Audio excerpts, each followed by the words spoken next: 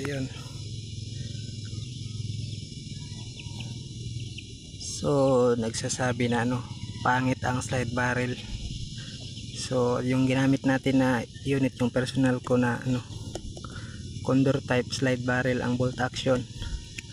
So okay naman, tumama. Nasa diskarte lang yan sa paggawa, paano mo gawin. So lapitan natin yung target.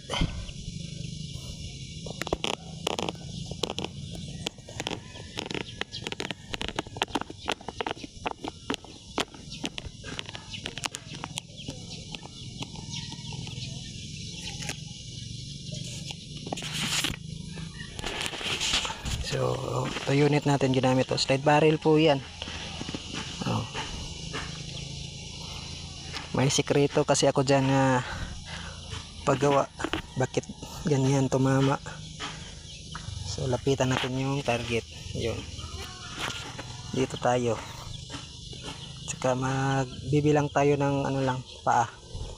So 1, 2, 3, 4, 5, 6, 7, 8, 9, 10, 11, 12, 13, 14, 15, 16, 17, 18, 19, 20, 21, 22, 23, 24, 25, 26, 27, 28, 29, 30. So yan, yan tayo, 30 step.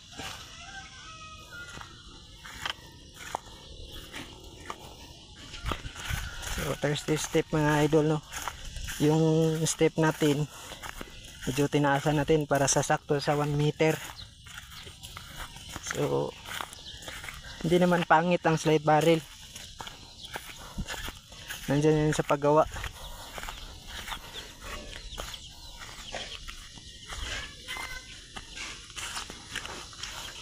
So dun,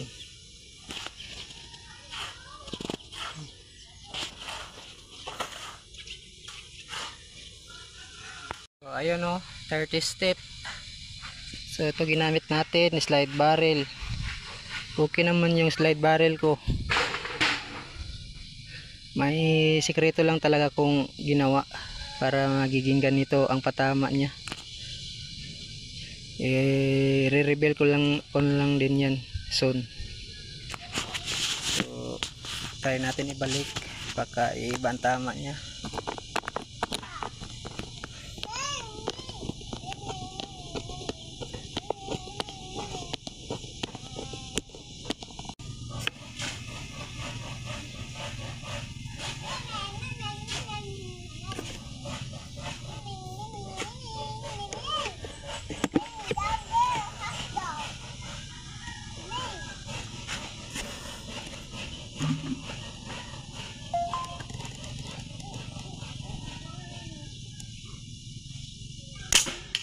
So yun, tinamaan, isa pa.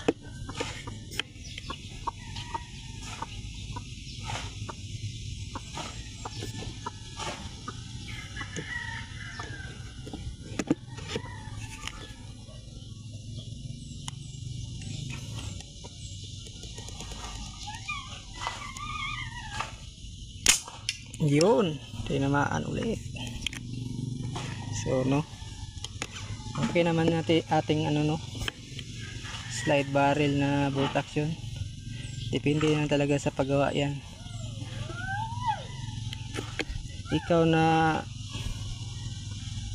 may complaint sa may ganitong kasahan, try din pag mag-experiment.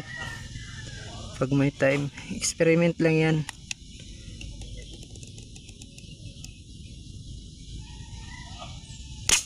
Oh, see?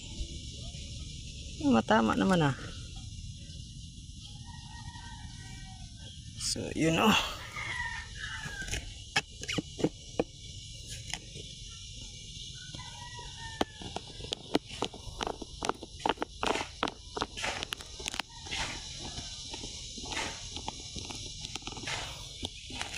tanggalin natin.